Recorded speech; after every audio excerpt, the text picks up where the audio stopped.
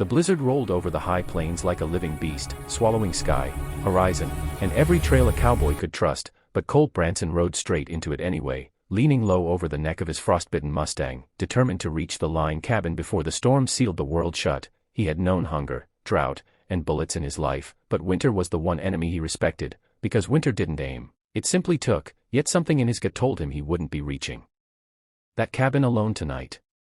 He'd been trailing cattle tracks when he heard it, a faint, cracking cry carried by the wind, thin as a thread but sharp enough to slice through the howl of the storm, and Colt reined in, listening, breath smoking against the frozen air, heart pounding. Most men would have ignored it, chalked it up to ghosts the snow liked to make, but Colt had lived too long on the edges of things to mistake real fear when he heard it.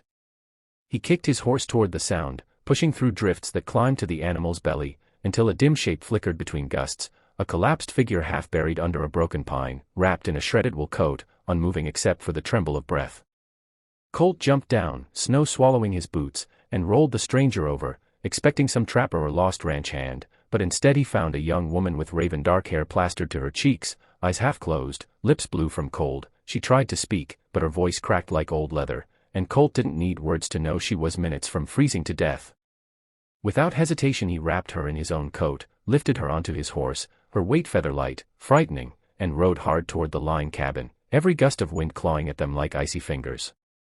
When he reached the cabin, half buried in drifts, he kicked the door open and carried her inside, laying her near the stove he immediately fed with kindling, his breath shaking not from cold but from fear that he had found her too late. Her skin felt like chilled stone, but when the fire crackled to life, a small color returned to her cheeks. Colt rummaged for blankets, heated water, and forced her to sip broth when she stirred. All the while he wondered what kind of lady wandered alone into a death storm, but he didn't ask, because right then survival mattered more than mystery.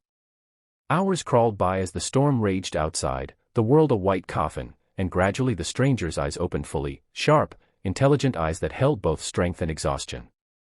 She whispered her name, Elise. Colt nodded, offering his hat to block the fire's brightness, and told her she was safe, though the truth was neither of them would be safe until the storm passed. He noticed her hands, no calluses, soft palms, which told him she wasn't any ranch hand or prospector. Her boots were hand-stitched, her coat lined with expensive fur, and the way she carried herself even while half-conscious revealed someone used to commanding space, not surviving it. Still, he didn't pry. Everyone had a reason for running from something. And in weather like this, rich or poor, they were equals, just two souls trying to see another sunrise. Throughout the night, Colt stayed awake, feeding the fire, checking her breathing, and occasionally stepping outside to shovel snow away from the door so they wouldn't be buried alive. When dawn finally cracked through the frost-covered window, pale and hesitant, Elise asked why he'd risked his life for a stranger. Colt shrugged, saying simply, "Storm don't care who you are. Figure someone ought to." The way she stared at him, like she was seeing something rare, made him shift uncomfortably, and used to being looked at like anything more than a drifter with decent aim.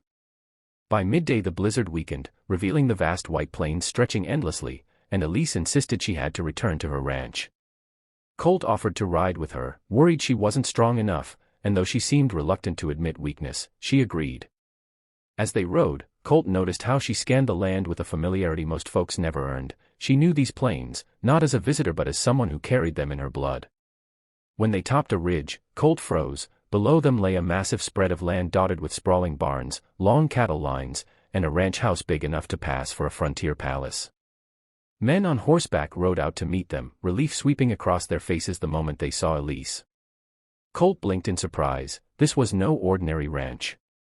This was McKenna territory, the largest and wealthiest spread for hundreds of miles. And the woman he hauled out of the snow like a lost traveler. She was Elise McKenna, the sole owner, rumored to be as tough as steel and twice as stubborn. Suddenly everything about her made sense. The foreman demanded an explanation, but Elise raised a hand, shutting him down with quiet authority, and turned to Colt. Instead of the embarrassment or awkwardness he expected from a wealthy ranch owner indebted to a stranger, she stepped closer, eyes steady, gratitude deep enough to silence the wind itself. "You saved my life," she said. "I don't forget debts." Colt shook his head, embarrassed, saying he didn't do it for reward. But Elise only smiled slightly, studying him like a man she wasn't done understanding. She invited him to stay at the ranch for warmth and food before heading home, but when Colt hesitated, uncertain if he belonged anywhere so grand. She leaned in and said, "The world needs men who ride into storms for people they don't know. And my ranch always has room for men like that." Colt agreed to stay one night, but as he followed her inside, a strange feeling settled in his chest, like the storm hadn't ended, only shifted into something warmer, unpredictable, and far more dangerous than snow. He didn't know it yet, but saving Elise McKenna wasn't the end of the story. It was the beginning of a chapter that would change his life, her life, and the entire territory. And as the screen fades for the viewers listening to this tale, Colt's final thought becomes a message worth. Colt Branson had planned to leave at sunrise, slipping out before anyone on the McKenna ranch remembered his name, but when dawn broke, he found Elise waiting for him in the courtyard, arms folded, wind tugging at her hair, looking far stronger than the half-frozen stranger he'd rescued. She told him a truth she hadn't shared during the storm. Someone had sabotaged her supply wagon, forcing her into the blizzard the night he found her, and the man responsible was still somewhere on her land. Colt didn't like trouble, but he couldn't turn away from danger circling someone he'd nearly lost to the cold. Together they rode the fence line, spotting tracks that weren't made by cattle, boot prints, deep and deliberate, leading toward the wooded ravine. Elise kept pace beside him, no longer the fragile woman he'd carried through snow but the commanding owner of the largest ranch in the territory, riding with sharpened focus. When they reached the ravine, they found the remnants of a campfire and an empty rifle casing, clear proof someone had been watching the ranch, waiting for a chance to strike. Elise's jaw tightened. Colt noticed the storm in her eyes, and for the first time he understood the weight she carried. Every acre, every worker, every life on this ranch depended on her. Without him asking, she admitted her father's death had left enemies hungry for a piece of her land, and she'd been fighting shadows ever since. Colt told her shadows don't scare him, he'd lived most of his life among them. Just as they turned to leave, a shot cracked across the ravine, splintering a branch inches above Elise's head. Colt yanked her horse behind cover as another bullet hissed past, echoing off the rocks. He scanned the ridge, spotted movement, and fired back without hesitation, forcing the hidden gunman to retreat.